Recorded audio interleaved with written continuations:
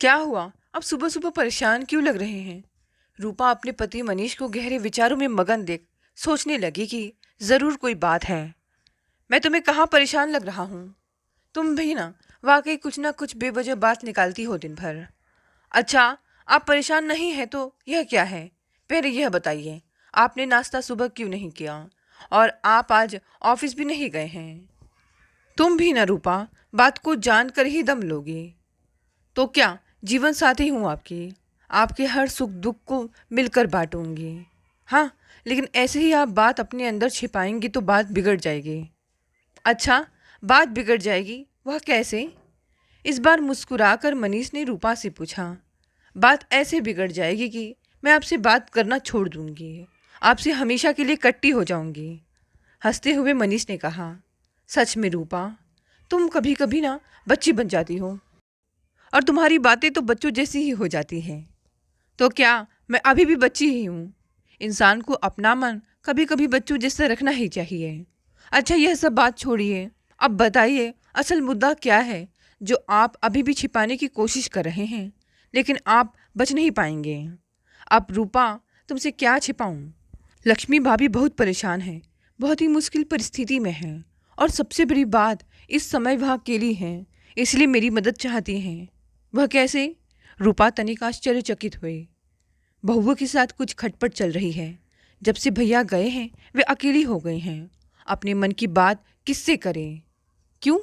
बेटे उनके अपने नहीं हैं? सुधा उनकी अपनी नहीं है?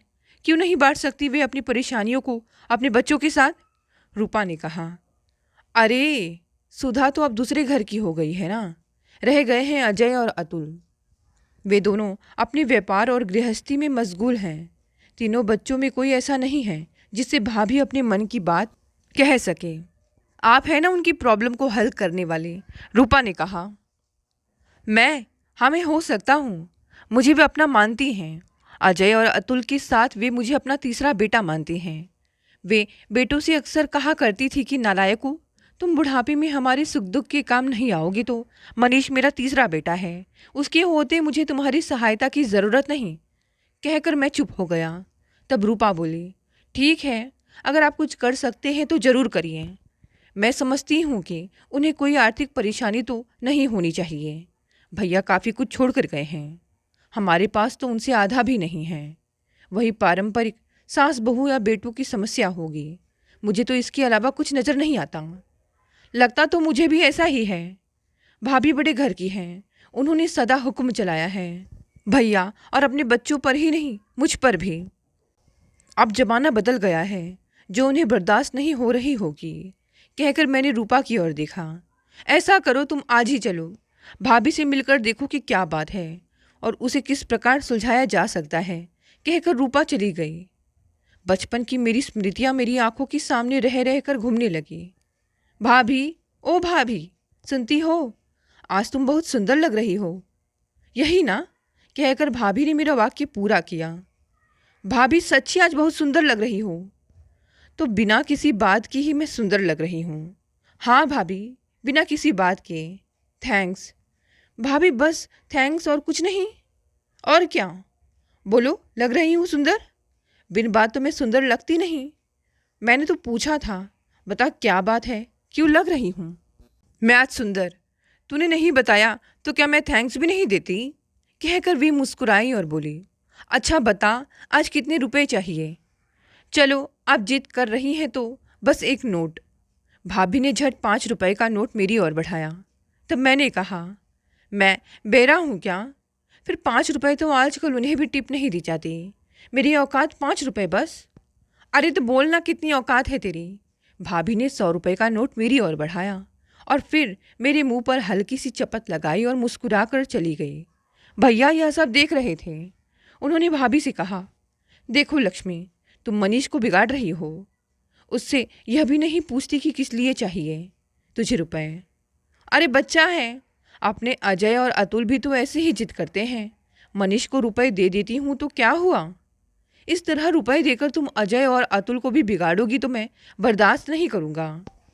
मानता हूँ तुम मनीष को बेटे जैसा मानती हो, पर इस तरह बच्चे बिगड़ जाते हैं। उस दिन भाभी का मूड खराब हो गया। वे भैया से बोली, मेरी अजीब मुश्किल है। मनीष पर सख्ती बरतती हूँ तो अजीब सी उथल पुथल मच उठती है दिल में। ढील देती हूँ तो तुम्हें अच्छा नहीं लगता। सोच नहीं पाती हूँ कि मुझे क्या करना चाहिए। भाभी जब बैठी हुई होती थी तो मैं अक्सर पीछे से जाता और उनके गले में दोनों बाहें डालकर उनकी पीठ पर झुल जाया करता था। वे कह उठती थी, हट रे, मेरी जान निकालेगा क्या? तब मैं कहता, क्या भैया से भारी हूँ? तो क्या उन्हें अपनी पीठ पर बैठाती हूँ मैं?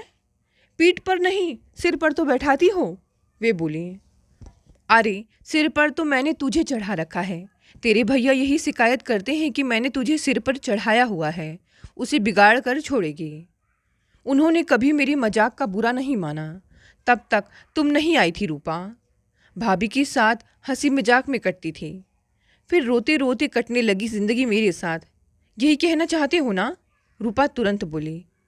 मैंने कहा, ऐसा तो मैं नहीं सोचता, लेकिन इतना सुखी, इतना इतना दुविधा रही जीवन मैंने फिर कभी नहीं देखा।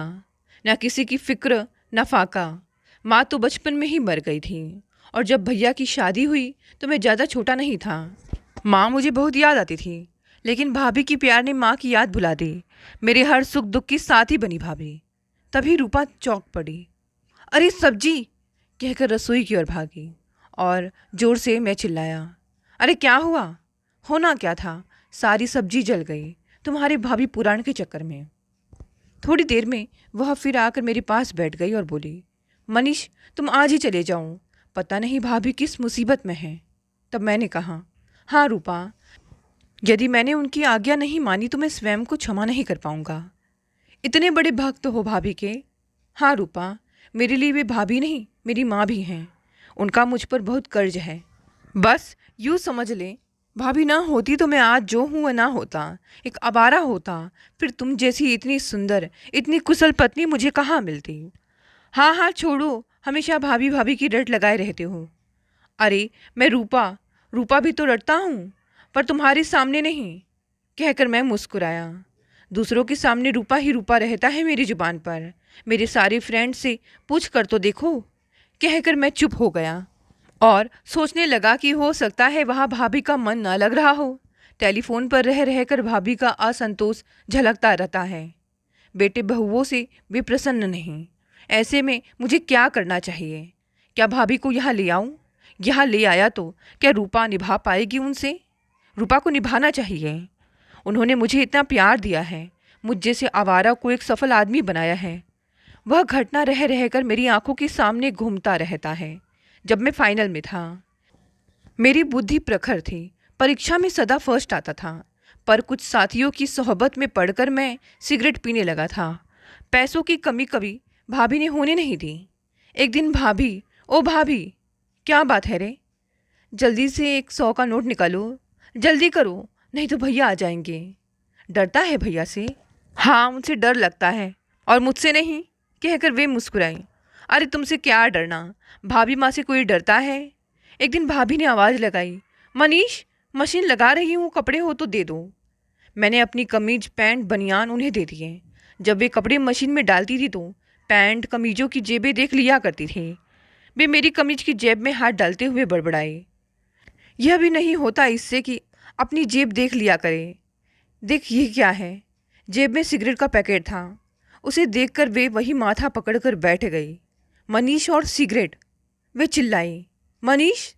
हाँ भाभी, यह क्या है? मुझे पैकेट दिखाते हुए वे लगभग चीखी, यह। और मैं चुप, बोलता क्यों नहीं, क्या है यह? कहकर मेरे मुंह पर एक जोर का तमाचा मारा और फिर फफक फफक कर रो पड़ी। काफ़ी देर बाद वे चुप हो गई। अपने आंसू पोंछते हुए कुछ सोचती सी मुझसे बोली, मनीष सॉरी, मैंने तुम्हें मारा, अब कभी नहीं मारूंगी। मारने का मेरा हक खत्म हुआ। थोड़ी देर मौन रहकर वे पुनः बोली, अपने भैया से मत कहना, मैं तुम्हारे हाथ जोड़ती हूँ। उन्होंने हाथ जोड़ते हुए मेरी ओर कातर नज़रों से देखा। मैं काठ की मूर्ति बन खड़ा रहा। बहुत कुछ बोलना चाहता था, पर मुंह से शब्द नहीं फूटे। अपनी सफाई में मैं कुछ कह भी नहीं सकता था, क्योंकि वह सब झूठ होता। मैंने सिगरेट पीनी शुरू कर दी थी, बस इतना ही कह पाया था। सॉरी भाभी माँ। भाभी ने मुझसे बोलचाल बंद कर दी। दिन में 2 बार ही वे मुझे आवाज़ लगाती थी, मनीष नाश्ता तैयार है। मनीष खाना तैयार है। मनीष कपड़े हो तो दे दो। भाभी मेरे कमरे में आती और मेरी मेज पर नोट रखते हुए कहती, और ज़रूरत हो तो बोल देना। एक दिन मैंने कहा, जब आप मुझसे कोई संबंध ही नहीं रखना चाहती तो रुपये क्यों देती हैं? इसीलिए कि एक ऐप के साथ तुम दूसरे ऐप के शिकार ना हो जाओ, चोरी ना करने लगो। सिगरेट की तलब बुझाने के लिए तुम्हें पैसों की ज़रूरत पड़ेगी। पैसे ना मिलने पर तुम चोरी करने लगोगे और मैं नहीं चाहती कि तुम चोर भी बन जाओ। आपकी बला से मैं चोर बनूं या डाकू? इस पर वे बोली, सिर्फ इंसानियत के नाते मैं नहीं चाहती कि कोई भी नवयुवक किसी ऐब का शिकार होकर अपनी प्रतिभा को कुंठित करे। तुम मेरे लिए एक इंसान से अधिक कुछ नहीं, कहकर वे चली गई। मैं काफ़ी परेशान रहा, फिर सिगरेट ना पीने का संकल्प कर लिया। भाभी का स्वास्थ्य दिन ब दिन गिरता जा रहा था। वे पीली पड़ती जा रही थी, हर समय उदास रहती थी, जैसे उनके भीतर एक झंझावत चल रहा हो। भैया ने भी कई बार कहा था कि लक्ष्मी क्या तबीयत खराब है? वे हंसकर टाल जाती थीं। उनकी बनावटी हंसी से मैं दहल उठता था। एक दिन वे मेरे कमरे में आई, मेज पर 100 का नोट रखते हुए बोली, और चाहिए तो बोल देना। जैसे ही वे बाहर जाने को हुई, मैंने उनका हाथ पकड़कर कहा, भाभी। उन्होंने झटके से मेरा हाथ खींच लिया और बोली, मत कहो मुझे भाभी, उसे मरे तो काफ़ी दिन हो गए। माफ़ नहीं करोगी? माफ़ तो अपनों को किया जाता है, गैरों को कैसे माफ़ी? रोज़ाना इतने जुर्म होते हैं, क्या सभी को माफ़ी देने का ठेका मैंने ले रखा है? मैं कोई जज हूँ जो अपराधी की अपील को सुनकर उसे माफ़ कर दूँ? क्या अजय के साथ भी ऐसा बर्ताव करती? अरे, उससे तो यही कहती कि घर से बाहर हो जाओ। फिर मुझे क्यों नहीं कहा? तुम मेरे पेट के जाए जो नहीं। ठीक, यही मैं सुनना चाहता था। मैं तुम्हारा दिखावे का बेटा था। मतलब सगे और पराये में अंतर बना ही रहता है। मैं पराया हूँ। मैंने भूल की जो आपको अपना समझा। ठीक है, अब मेरा आपका वास्तव में कोई रिश्ता नहीं। आपके बाद आप मेरी सूरत नहीं देखेंगी। गुड बाय, कहकर मैं किताब के पन्ने पलट पलट कर पढ़ने का बहाना करने लगा। मैं आत्मग्लानि के भंवर में फंसा था। अपराध तो मुझसे हुआ था, इतना बड़ा विश्वासघात। मेरी आंखों से आंसू टपकने लगे। मैंने निर्णय लिया कि मैं घर छोड़कर चला जाऊंगा। जब माँ बाप ही नहीं रहे तो भैया भाभी का कैसा अधिकार? अगले दिन भैया ऑफिस चले गए तो मैंने अपनी पुस्तकें, कपड़े अटैची में रखे और घर छोड़कर निकल जाने को तैयार हुआ। भाभी ने देख लिया था कि मैं अटैची लगा रहा हूँ। वे कमरे में आई। यह क्या हो रहा है? कहीं जाने की तैयारी है? हाँ, आपका घर छोड़कर जा रहा हूँ। घर आपका भी है, मेरा ही नहीं। इसके आधे के मालिक हैं आप। आप घर छोड़कर क्यों जाएंगे? घर छोड़कर तो मुझे जाना चाहिए, क्योंकि असली कसूरवार तो मैं हूँ। आपके भैया की लाख मना करने पर भी मैंने आपको ऐबी बना दिया। आपके पतन की दोषी मैं ही हूँ। आप कहीं नहीं जाएंगे, जाना ही होगा तो मैं जाऊंगी, कहकर उन्होंने अटैची से मेरे कपड़े निकालकर हैंगर में डालकर अलमारी में लटका दिए और पुस्तक मेज पर लगा दी। किस अधिकार से आप मुझे रोक रही हैं? मैंने पूछा। अधिकार की बात मत कीजिए, मैं नहीं जानती कि अधिकार किसे कहते हैं। बस आप कहीं नहीं जाएंगे। कह दिया सो कह दिया। कोई मेरी बात टाले, मुझे बर्दाश्त नहीं। अजय और अतुल को तो आप बर्दाश्त कर लेंगे। सुनते ही उन्होंने मेरे मुंह पर तड़ातड़ चांटे बरसाने शुरू कर दिए। बदहवास सी अजय अतुल चीखे जा रही थी और मेरे मुंह पर थप्पड़ थप्पड़ मारी जा रही थी। मैं हाथ पीछे खड़े मूर्तिवत खड़ा थप्पड़ खाता रहा। फिर मैंने उनकी कूली भर ली और उनके मुंह को दोनों हथेलियों के बीच लेकर उनसे आंखें मिलाते हुए कहा, माँ, मुझे माफ़ कर दें। मैंने कभी की सिगरेट पे निछोड़ दी है। देखो, रहे सारे रुपए। और मैंने अपने बेड के नीचे रखे 100 के नोटों की ओर इशारा किया। फिर फफक फफक कर रो पड़ा। उन्होंने मुझे कसकर अपनी छाती से लगा लिया। कुछ देर वे यूं ही खड़ी रही, फिर साड़ी के पल्लू से अपने आंसू पोंछते हुए बोली, ठीक है, मैं एक बार फिर विश्वास कर लेती हूँ, कहकर वे जाने लगी। मैंने उनका हाथ पकड़कर उन्हें रोका और बोला, भाभी माँ, मैं वादा करता हूँ कि अब कोई गलती नहीं करूँगा। ठीक है, कहकर वे चली गईं। और यह उसी का फल है रूपा कि मैं आज इस रूप में तुम्हारे सामने हूँ। रूपा बोली, खैर छोड़िए, अब सुधर गए हैं तो क्या हुआ, है तो आप वहीं, और मुस्कुराते हुए जाते जाते कह गई, आप आज ही चले जाइए भाभी से मिलने। तुम भी चलो। नहीं, शायद वे तुमसे कोई प्राइवेट बात करना चाहती हो। मेरी उपस्थिति शायद उन्हें अच्छी ना लगे। आप अकेले ही जाइए। ठीक है, मैं अकेला ही जाता हूँ। ड्राइवर को आज छुट्टी दे दो, रूपा बोली। उसे भी साथ ले जाते तो क्या बुराई थी? कोई साथ में हो तो अच्छा है।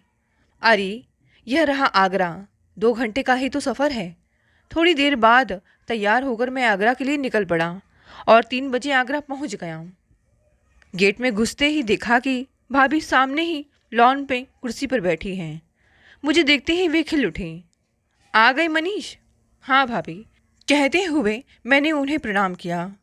अकेले ही चले आए हो? रूपा को भी तो ले आती। मैंने कहा, उसे कुछ ज़रूरी काम था। मैं जल्दी से चला आया, इसीलिए कि ऐसी क्या बात है जो आपने बुलाया है और कारण भी नहीं बताया।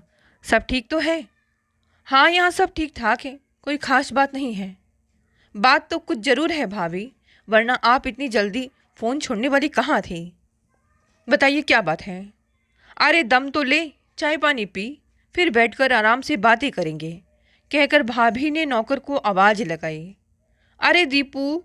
दीपू भागता हुआ आया और बोला, कहिए बीबी जी। जा 2 कप चाय बना ला। चाय पीते पीते कुछ देर बाद मैंने पूछा, कैसी हो भाभी? यूँ तो सब ठीक ठाक है मनीष, पर यहाँ अब मन नहीं लगता। मुझे अपने साथ दिल्ली ले चल। इसमें क्या मुझे किसी की आज्ञा लेनी होगी? जब चाहिए चलिए, मैंने कहा। हाँ, आज्ञा लेनी होगी, रूपा की, वे बोली। कैसी बात करती हो भाभी? आपको साथ ले चलने के लिए रूपा की आज्ञा? रूपा कौन होती है आज्ञा देने वाली? नहीं भाभी नहीं, इस अपने बेटे पर तुम्हारा अधिकार है, यह भी मुझे ही बताना पड़ेगा। पर बताओ तो सही कि क्या बात है? अजय अतुल दोनों बहुएं क्या नाराज चल रहे हैं?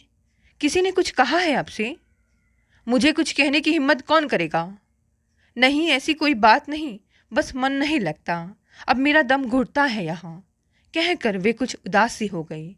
भाभी, साफ साफ बताओ ना, कुछ बात तो जरूर है। समझो तो बहुत कुछ है, ना समझो तो कुछ भी नहीं। बस यूँ समझ ले, बहू बेटों के रंग ढंग मुझे अच्छे नहीं लगते। मुझे लगता है कि ये बहुएं तुम्हारी भैया की इज्जत खाक में मिलाने पर तुली हुई हैं। इनकी चाल ढाल, इनका रंग ढंग, इनका लाइफस्टाइल मुझे बिल्कुल पसंद नहीं। मुझे इसके अतिरिक्त कोई और कारण नहीं दिखाई दे रहा था भाभी की परेशानी का। मैं पहले ही जानता था, हो ना हो वही सास बहू का, माँ बेटे का पारंपरिक तनाव है। थोड़ी देर बाद भाभी फिर बोली, मनीष, अब सहन नहीं होता मुझसे बहुओं की यह चाल ढाल। अजय और अतुल तो जोरू के पक्के गुलाम बन गए हैं, दब्बू कहीं के। उनके ही रंग में रंग गए हैं। जन्म से जवानी तक चढ़ा हुआ माँ का रंग इतना कच्चा पड़ गया कि बहुओं के आते ही उतर गया। अरे मैं तो इनसे बड़े खानदान की थी, पढ़ी लिखी भी इनसे कम नहीं हूँ, इनसे हर बात में आगे हूँ। चलो और कुछ ना सही, इनकी सांस तो हूँ। यह सब कुछ मेरा ही तो है। फिर भी, कहकर भाभी चुप हो गई। मैंने कहा, भाभी मैं समझ तो रहा हूँ, पर यह भी जानता हूँ भाभी, मेरे कहे को उपदेश मत समझना। यह भी मत समझना कि मैं तुम्हें बोझ समझकर टालना चाहता हूँ। मैं मानता हूँ भाभी कि तुम प्रसन्न नहीं हो, परेशान हो, पर क्या तुम सुख खोजने का अपना दृष्टिकोण नहीं बदल सकती? मतलब यह भाभी कि सुख तो हमारी चारों ओर बिखरा पड़ा है, उसे बिनने और संजो कर रखने का ढंग बदल लो तो तुम्हारी जोली में सुख ही सुख होगा। स्पष्ट कहूँ तो कहीं ऐसा तो नहीं कि तुम्हारी रुचि बेटे बहुओं के दोष ढूंढने तक ही सीमित हो गई है, अच्छाई देखने की इच्छा ही नहीं हो?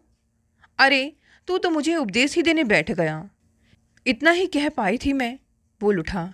देखो भाभी, मुझे तुमसे यह आशा कदापि नहीं है कि तुम अपने मनीष को उपदेश झाड़ने वाली समझोगी। मैंने कभी तुमसे कुछ नहीं छिपाया, अपने मन की बात सदा ही साफ साफ करता रहा हूँ। आज भी मैं तुमसे उसी रूप में अपने मन की बात कह रहा हूँ। ज़रूरी तो नहीं कि मेरे मन में आई हर बात सही हो, मैं गलत भी हो सकता हूँ। बिना किसी लाग लपेट के मैंने अपने मन की बात आपसे कह दी, आप प्लीज़ अन्यथा ना लें। इस पर वे बोली, तू बता मनीष। बहुएं पेट दिखाता टॉप पहनकर बाहर निकले। यह गलत नहीं है तो और क्या है? मैंने कहा, बड़े भैया की बड़ी बेटी एमबीए कर रही है, यही पहनकर जाती है या नहीं? जाती तो है, पर वह तो बेटी है। बस यही तो गड़बड़ है भाभी। बहुएं क्या तुम्हारी बेटियां नहीं? जो कुछ भी हो, पर बेटी बहू में अंतर तो रहता ही है। बहुएं बड़े बूढ़ों का इतना भी लिहाज ना करे कि उन्हें देखकर तिनके की ओट जितना पर्दा कर ले, और बेटी भले ही नौजवान लड़कों के साथ बेलिहाज घूमती फिरे। मैंने कहा, यह तो भाभी एक कोल्ड वार है, न जाने कब से जारी है। इसका अंत होता नजर नहीं आता। सास माँ नहीं बन सकती और बहू बेटी। इसमें मैं आपको दोषी नहीं ठहराता। कदाचित आप ठीक कह रही हैं।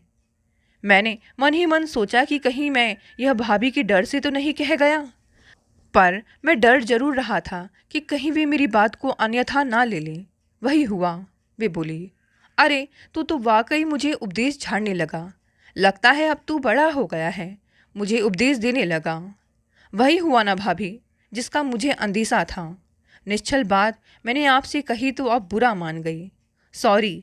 सोचता हूँ आप ठीक कहती हैं। एक दिन में ही बेटा माँ का ना होकर बहू का हो जाए तो गलत तो है ही। और मैं चुप हो गया।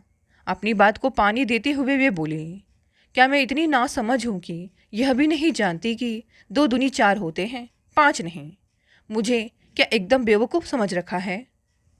तो यह बता कि जब बहू के चेहरे पर सांस यह लिखा पढ़ ले कि इस बुढ़िया ने तो हमारा जीना हराम कर दिया है, हमारी सारी प्राइवेसी पर बंदूक ताने सिपाही की तरह पहरा देती रहती है, तो कौन बर्दाश्त करेगा?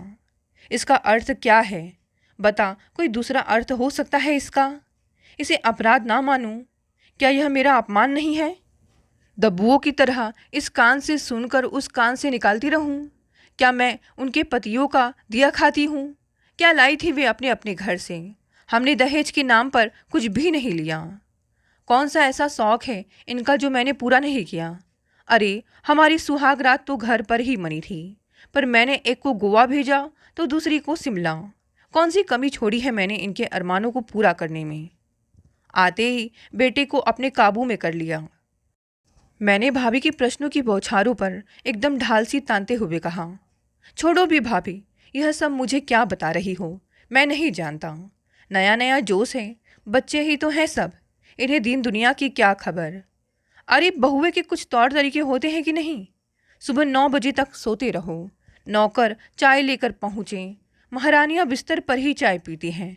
सुबह उठकर किसी का पैर छूना, नमस्कार, कुछ नहीं।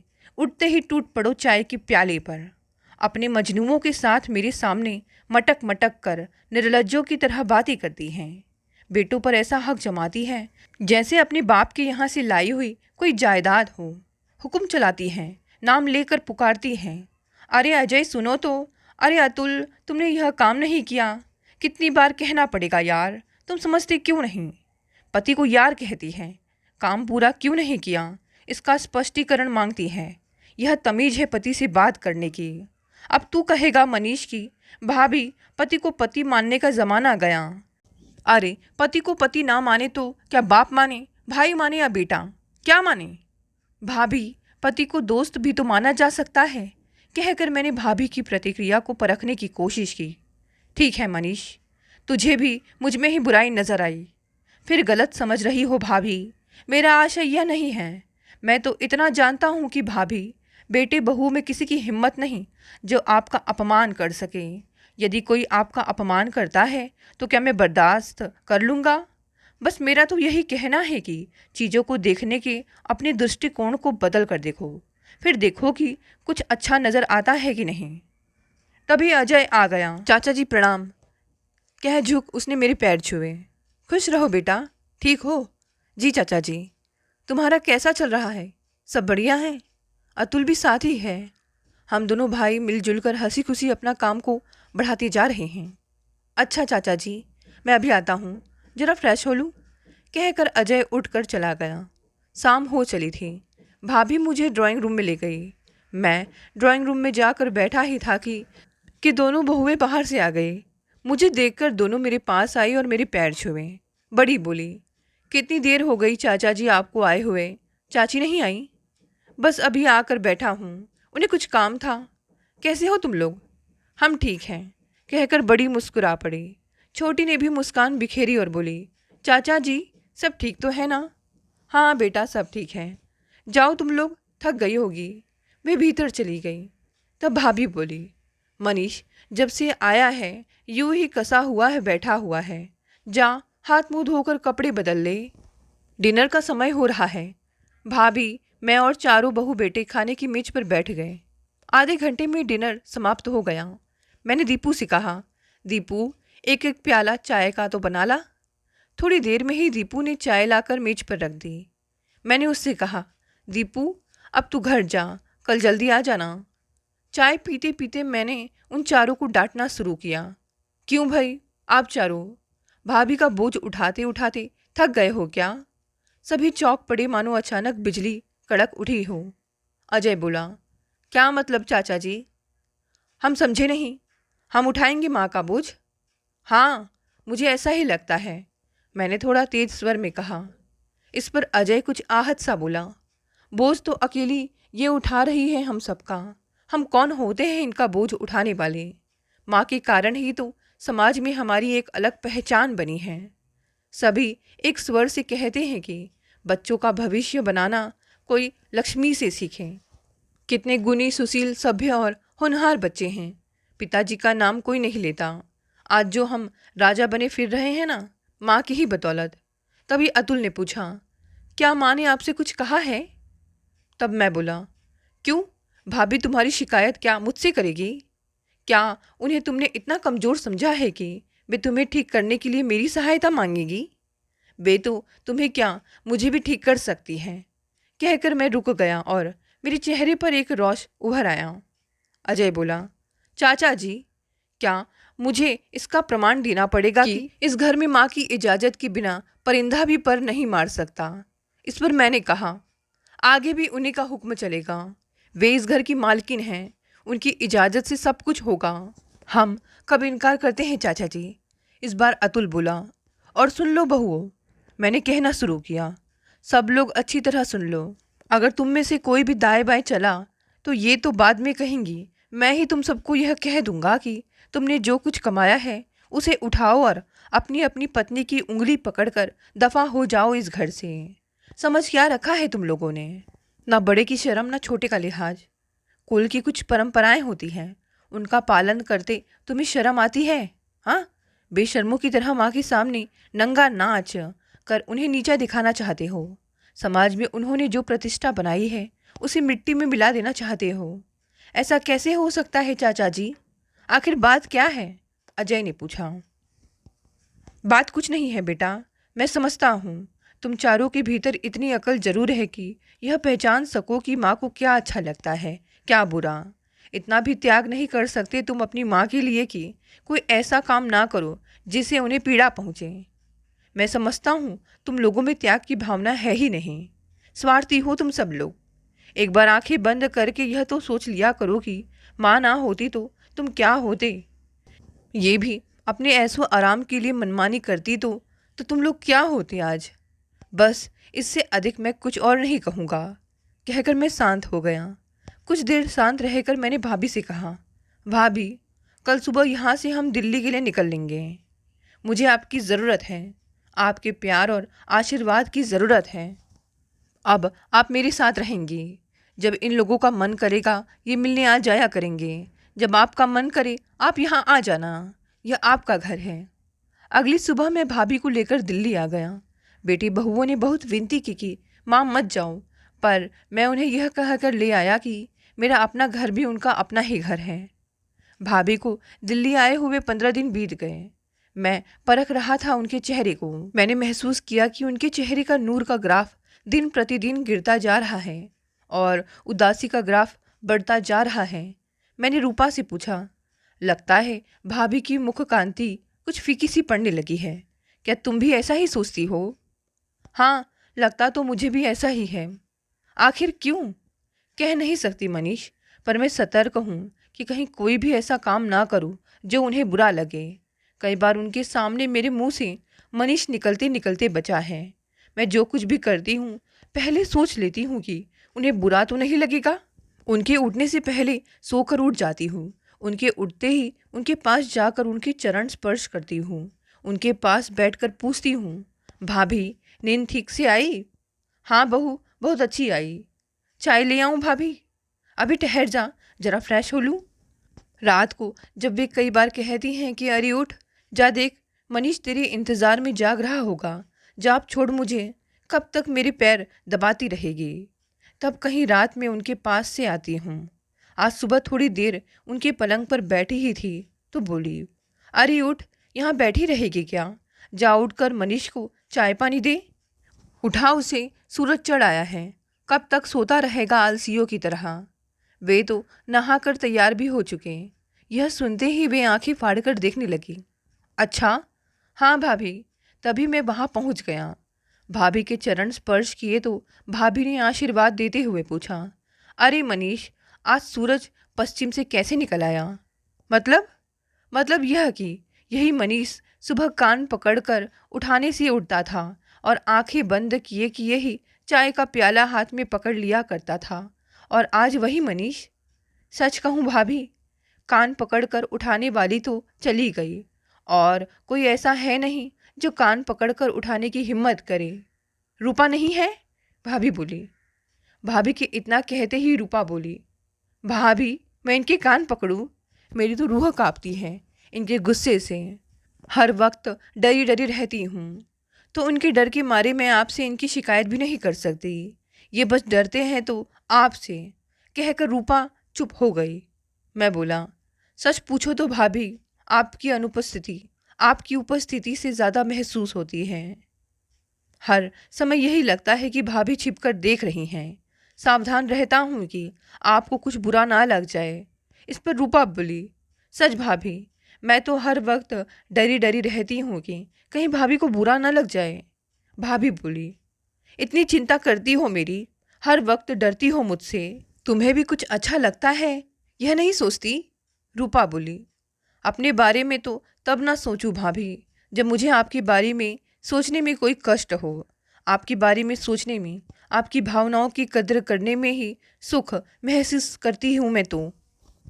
मैं जानती हूँ भाभी कि जब माँ को अपने बच्चे का मलमूत्र साफ करने में कोई कष्ट नहीं होता तो बड़ा होकर उस बच्चे के मन में भी क्यों तकलीफ हो माँ के लिए कुछ करने में। नहीं रूपा, यह गलत है। मैं क्या हुआ हूँ जो तुम मुझसे हर वक्त डरी डरी सी रहो? बच्चे अपना मन मारे तो क्या माँ को अच्छा लगेगा? मैं कोई जेलर हूँ? तुम्हें कैदी बनाकर रखने में मुझे सुख मिलेगा? नहीं नहीं, यह सब नहीं चलेगा मनीष। तुम भी सुन लो, अपने को मेरा नौकर समझते हो? मैं देख रही हूँ कि तुम लोगों ने घर में एक शून्य सा फैला दिया है। मरघटी चुप्पी नजर आती है मुझे यहाँ। अरे यह घर किलकारियों से जब गूंजेगा तब गूंजेगा, लेकिन तब तक तो तुम लोग चहकते फुदकते रहो, एक दूसरे की शिकवे शिकायत करते रहो। तुम कभी एक दूसरे की शिकायत क्यों नहीं करते? अरे छोटों की शिकायतें सुनने और उनका फैसला करने में भी एक सुख होता है। मुझे तुम उससे वंचित रख रहे हो। क्या मैं देख नहीं रही हूँ कि रूपा की तुम मनीष को टाइम नहीं देती? मनीष शाम को लौटता है, तुम मुझसे चिपकी बैठी रहती हो। वह चुपचाप आता है, कपड़े बदलकर चुपचाप नौकर से चाय को कह देता है और अकेला अपने घर में चाय पी लेता है। मैं देख रही हूँ कि तुम लोग मेरे सामने ना खिलखिलाकर हंसते हो, ना ही एक दूसरे के साथ अपनत्व की बातें करते हो। मुझे सब कुछ बनावटी लगता है। दिखावट क्या अच्छी लगती है? अरे बहू बेटे खिलखिलाते अच्छे लगते हैं। तुमने एक बार भी अब तक शिकायत नहीं की कि देख लो भाभी, ये मुझे चिढ़ा रहे हैं, मुझे तंग कर रहे हैं। ना ही कभी मैंने मनीष को देखा कि वह तुम्हें डांट रहा है। अरे शिकवे शिकायत, रूठना मनाना, यह सब तो स्वस्थ जीवन की मिर्च मसाले हैं। यह ना हो तो जीवन स्वादहीन सा बन जाता है। साफ सुन लो, इन्हीं सब कारणों से मैं यहाँ सहज अनुभव नहीं कर रही हूँ, एक घुटन सी महसूस करती हूँ। मैं देख रही हूँ कि तुम लोग दब्बू से सहमे सहमे से रहते हो। यह सब मेरे भीतर एक अपराध बोध जगाता है। थोड़ी देर रुककर भाभी फिर बोली, मैं देख रही हूँ मैं किसी नए मनीष के पास आई हूँ। पता नहीं मेरा पुराना मनीष कहाँ खो गया है। कहता है भाभी उदास हो, उसे मेरी उदासी तो दिखाई दे। कहाँ गई मेरी वह सुंदरता? भाभी आज तो बहुत सुंदर लग रही हो। भाभी तब तो रुपए ऐंठने होते थे। मतलब कि मैं सुंदर नहीं थी, मुझे धोखा देकर रुपए ठगा करता था। ना भाभी, ना, सुंदर तो तुम अभी भी उतनी ही हो। पाला पड़ने से मुरझाए फूले का सौंदर्य खत्म हो जाता है क्या? मेरी भाभी अति सुंदर थी और सदा रहेगी, कहकर मैंने उनकी कोली भर ली। अरे हट, अभी भी मस्ती सूझ रही है। बता, कितने रुपए चाहिए? भाभी शर्माती हुई बोली। फिर हम तीनों खिलखिलाकर हंस पड़े। बस ऐसा ही वातावरण चाहिए मुझे घर में, एकदम उन्मुक्त, कहकर भाभी मौन हो गए। 15 दिनों बाद मैंने भाभी से कहा, भाभी उदास सी लग रही हो, क्या बात है? कुछ खास नहीं, पता नहीं बच्चे कैसे हैं। भाभी ने कहा, ठीक ही होने चाहिए, कोई बात होती तो फ़ोन आ जाता। मैं बोला, लगता है वे परेशान हैं, नाराज़ हैं, उस दिन से फ़ोन भी नहीं आया। फ़ोन तो कई बार आ चुका है, मैंने तुम्हें बताया नहीं भाभी। क्यों? उन्होंने मुझे फ़ोन क्यों नहीं किया? तुमसे डरते हैं भाभी, कह रहे थे कि पता नहीं मम्मी किस बात पर डांट दे। और अब जो डांटूंगी कि अपनी खैर खबर क्यों नहीं दी मुझे। अरे भाभी, क्यों चिंता करती हैं, वे अब ज़्यादा सुखी होंगे। नहीं, अजय अतुल दोनों को मैं जानती हूँ, दोनों बहुत प्यार करते हैं मुझे। उनकी याद आ रही है। और बहुओं की नहीं? मैंने तपाक से पूछा। बहुओं की क्यों नहीं आएगी, आखिर बड़े चाव से उन्हें घर लाई हूँ। उनके सभी अरमान पूरे कर करके मैंने अपने ही मन की साध पूरी की है। पहन ओढ़कर कितनी सुंदर लगती हैं, जब कभी श्रृंगार कर लेती हैं तो मेरा मन उनकी नज़र उतारने को करता है। उन्हें देखकर तो मेरी चाल में एक घमंड उभर आता है। पता है मनीष, कभी कभी तो मैं रिश्तेदारों की बहुओं से उनकी तुलना करने बैठ जाती हूँ कि पास पड़ोस में रिश्तेदारों में है कोई जो मेरी बहुओं से अधिक सुंदर हो। तभी रूपा बोल उठे, और भाभी मैं? अरे तू किसी और की पसंद की है क्या? तुझे भी तो मैं ही ठोक बजा कर लाई थी, तो किसी से कम कैसे हो सकती है? बहुएं छांटने में मैंने कोई समझौता नहीं किया। मैं दहेज के लोभ में कभी नहीं आई, बस गुण, सील, सौंदर्य के पीछे ही भागी। तभी अचानक फ़ोन की घंटी बजी तो मनीष ने रिसीवर उठाया। हेलो, हेलो चाचा जी, प्रणाम। अजय बोल रहा हूँ। वहाँ सब ठीक है? हाँ बेटा, सब ठीक ठाक है। और तुम लोग? यहाँ सब कुशल मंगल है, जरा माँ से बात करा दो। हाँ हाँ, कहकर मैंने भाभी को रिसीवर थमा दिया। भाभी, अजय का फ़ोन है। माँ प्रणाम, सुखी रहें। इतने दिनों बाद माँ की याद आई। नालायक, इतने दिनों तक फ़ोन क्यों नहीं किया? फ़ोन किस लिए करता? आप कहीं गैर जगह थोड़ी ही गई हैं, अपने तीसरे बेटे के पास गई हैं। बड़े के पास आप हो तो क्या हालचाल पूछता। वैसे मैं उनसे बातचीत करता रहता हूँ। हाँ माँ, फ़ोन इसलिए किया है कि डॉक्टर हेमंत की बेटी की शादी है। परसों ही वे कह रहे थे कि अजय, तुम्हारी माता जी को ज़रूर आना है, आप आ जाइए। कहे तो मैं लेने आ जाऊँ? पूछ लीजिए चाचा जी से। भाभी बोली, अरे मनीष, अजय बुला रहा है कि डॉक्टर हेमंत की बेटी की शादी है, आ जाएं, मुझे जाना चाहिए। डॉक्टर हेमंत हमारे फैमिली डॉक्टर हैं, उनसे बिल्कुल घर जैसे संबंध हैं। अजय पूछ रहा है कि मैं लेने आ जाऊं? मैंने कहा, नहीं भाभी, वह क्या करेगा आकर, कल शनिवार है, मेरी छुट्टी है, मैं छोड़ आऊँगा आपको। मैं भाभी को शनिवार की सुबह आगरा छोड़कर शाम को ही वापस दिल्ली लौट आया। उसके बाद जो वहाँ हुआ उसकी खबर मुझे अजय ने एक दिन फ़ोन पर दी। भाभी के आदेशानुसार दोनों बहुएं डॉक्टर हेमंत की बेटी की शादी के लिए सज धज कर तैयार हो गई। भाभी ने आदेश दिया, अरे बड़की छुटकी, जल्दी करो, बारात आने का समय हो चला है। दोनों बहुओं ने साड़ी और गहने पहने, श्रृंगार किया और फिर सिर पर साड़ी का पल्लू रखा। आकर भाभी के सामने खड़ी हो गई और बोली, चलिए मम्मी जी, हम तैयार हैं। हॉल की सजावट सी आंखें चौंधिया रही थीं। ऐसा लगता था मानो बच्चों से लेकर बड़े बूढ़ों तक सभी नर नारियों की कोई सौंदर्य प्रतियोगिता हो। नवयुवतियाँ बहुएं खास तौर से जम रही थी। सभी की नज़र वहाँ उपस्थित बहुओं पर थी, पर पता ही नहीं लग रहा था कि कौन बहू है कौन बेटी। हाथ में चूड़ा पहने कोई कोई नववधू तो पहचानी जा सकती थी। अधिकतर बहुएं लड़कियां घाघरे पहनी थीं, जो फर्श पर घिसटते हुए पोछा सा लगाते प्रतीत हो रहे थे। कुछ स्त्रियां साड़ी पहने हुए थीं, सभी नंगे सिर, मात्र छोटा सा ब्लाउज पहने थीं। चुन्नी शायद ही किसी के सिर पर हो। यदि किसी के पास चुन्नी थी भी तो वह एक कंधे पर लटकी हुई मात्र कंधे की शोभा बढ़ा रही थी। भाभी की दोनों बहुएं जरी की भारी कीमती साड़ी पहने हुए थीं। सिर साड़ी के पल्लू से ढके थे। भाभी को अपनी बहुएं सबसे अलग थलग सी लग रही थीं, अजीब सी दिखाई दे रही थी। भाभी ने सोचा कि इतने प्यारे लंबे घने काले बालों के जूड़े बनाए हुए हैं बहुओं ने, क्या फ़ायदा, सिर ढके हुए हैं। भाभी को बहुओं का यह रंग ढंग कुछ जचा नहीं। इतनी महंगी साड़ियाँ पहने हुए हैं बहुएं, जो किसी के पास ऐसी नहीं, लेकिन जो चीप तो नहीं कहनी चाहिए पर अपेक्षाकृत सस्ती हैं। उनमें जो बात नज़र आती है वह बात मेरी बहुओं के परिधान में नहीं दिखाई दे रही थी। भाभी सारे समारोह का गहराई से निरीक्षण कर रही थी। सबके हाव भाव, एक दूसरे से हंस हंस कर बातें करना, मटक मटक कर चलना। भाभी को लगा कि मेरी बहुएं तो इनके सामने सेठानी सी लग रही हैं। उन्हें बर्दाश्त नहीं हुआ। वे बहुओं के पास गईं। वे अकेली बैठी हुई थीं। भाभी ने धीरे से कहा, गवारों की तरह सिर क्यों ढकी बैठी हो। बहुओं ने झट से सिर से साड़ी के पल्लू उतार लिए। भाभी को वो पहले से अच्छी लगी। घर लौटते लौटते रात का 1 बजने जा रहा था। रास्ते में भाभी ने कहा, बेटों से पूछा, तुम लोग कहाँ थे, दिखाई नहीं पड़े। वहीं तो थे यार दोस्तों के साथ, अजय ने कहा। और बीवियाँ कहाँ हैं यह पता ही नहीं रहा तुम दोनों को। हाँ, अपनी अपनी पत्नी के साथ क्यों नहीं थे तुम लोग। मैं देख रही थी कि सब अपनी अपनी पत्नी के साथ घूम घूम कर खा पी रहे थे। कितना अच्छा लग रहा था उनके प्यार को देखकर।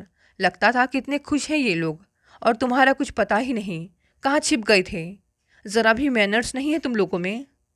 अगले दिन भाभी ने सुबह ही बहुओं को हुक्म दिया, अरे बड़की छुटकी सुनो, आज मार्केट चलना है, थोड़ी शॉपिंग करनी है, खाने से जल्दी निपट लेना। दोपहर के बाद भाभी बहुओं को लेकर एक प्रसिद्ध मॉल में पहुंची। सबसे पहले साड़ियों के शोरूम में प्रविष्ट हुई। बोली, देखो देखो बड़की छुटकी, अपनी अपनी पसंद की कुछ डिज़ाइनर साड़ियाँ ले लो। पर मम्मी जी, हमारे पास तो एक से बढ़कर कीमती साड़ियों से अलमारियाँ भरी पड़ी हैं, क्या करना है और साड़ियाँ लेकर, बड़की ने कहा और पीछे से छुटकी को चुटकी काटी। छुटकी बोली, दीदी ले लेंगी, मुझे नहीं चाहिए। तब बड़की बोली, अरे मैं बड़ी हूँ, तेरे सामने पहनती क्या मैं अच्छी लगूंगी। नहीं, तू ही ले ले। भाभी कुछ रोष दिखाते हुए बोली, गिनकर 8 दिन तो नए जीवन में प्रवेश किए हुए नहीं कि अभी से अपने को बुढ़िया समझने लगी। अरे यही तो उम्र है पहनने ओढ़ने की, उछलने कूदने की। जब बच्चे हो जाएंगे तो क्या सुधरेगी अपनी। चलो मैं कहती हूँ, खरीदो। दोनों बहुएं मन ही मन मुस्कुरा रही थीं। बड़की बोली, मम्मी जी, आप कह रही हैं तो खरीद हम लेंगे, पर आपने पहले ही हमें जेवर कपड़े लत्तों से लादा हुआ है कि अब ज़रूरत ही महसूस नहीं होती। क्या करना है। छुटकी ने भी हाँ में हाँ मिलाई। तब भाभी ने कहा, अरे सुना नहीं, बहस किए जा रही हो, जब कह दिया है कि खरीदो तो बस खरीदो। दोनों बहुओं ने जी भर कर डिज़ाइनर साड़ियाँ खरीदी। हर साड़ी पर यह कहना नहीं भूलती थी, मम्मी जी यह कैसी है। हाँ हाँ अच्छी है, कि मुहर लगवाती जाती थी। बड़की बोली, बस मम्मी जी, बहुत हो गए, अब रहने दीजिए। अरे अभी मेरी पसंद की तो खरीदी ही नहीं, कहकर मम्मी ने दोनों के लिए अपनी पसंद की कुछ साड़ियाँ, लहंगे आदि और खरीदे। दोनों बहुओं के मन में लड्डू फूट रहे थे। दोनों सासू माँ के साथ खुशी खुशी घर लौट आईं। शाम को अजय और अतुल लौटे।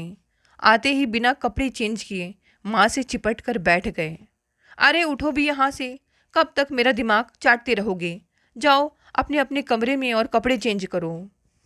और फिर वे जोर से बोली, अरे बड़की छुटकी, मैं देख रही हूँ कि तुम दोनों के रंग ढंग बिगड़ते जा रहे हैं। दोनों ही घबराई हुई सी भागी आईं। क्यों, क्या हुआ मम्मी जी।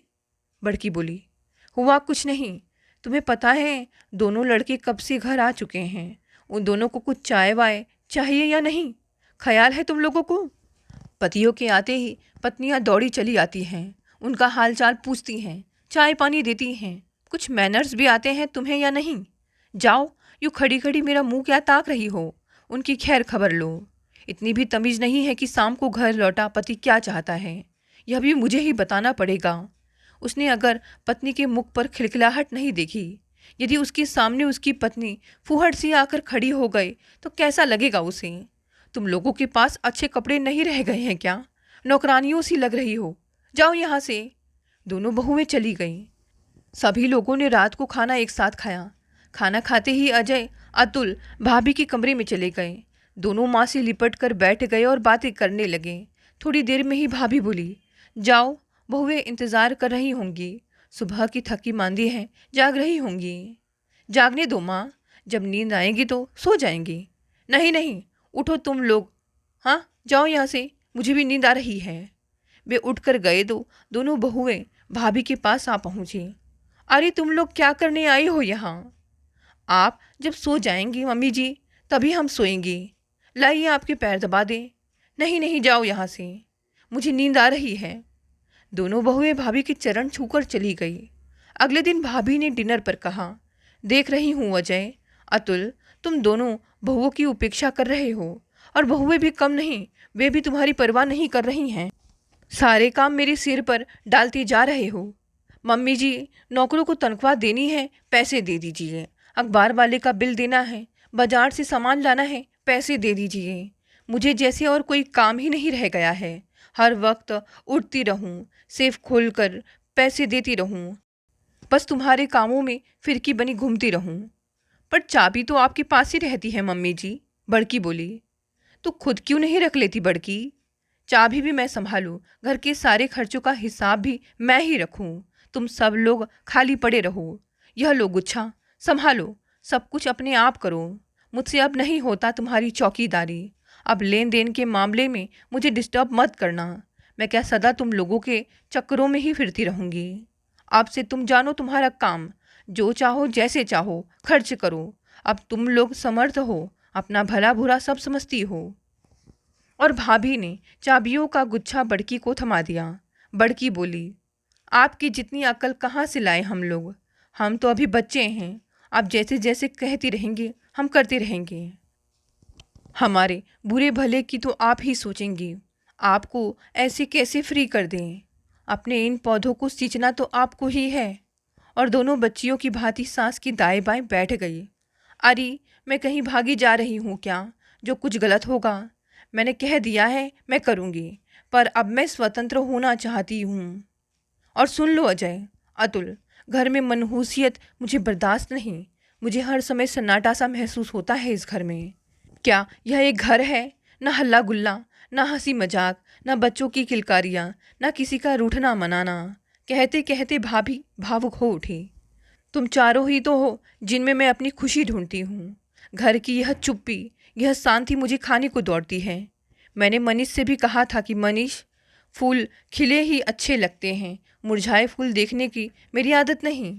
तुम लोग भी कान खोलकर सुन लो। घर में मुझे शांति नहीं, खिलखिलाहट भरा माहौल चाहिए। कहकर भाभी ने आंखें पोंछ लीं। दोस्तों, ये कहानी यहीं समाप्त हो गई। कहानी पसंद आई तो इसे लाइक, शेयर, कमेंट करें। नए हैं तो चैनल को भी सब्सक्राइब कर लें। धन्यवाद दोस्तों, मिलते हैं अगली नई कहानी से।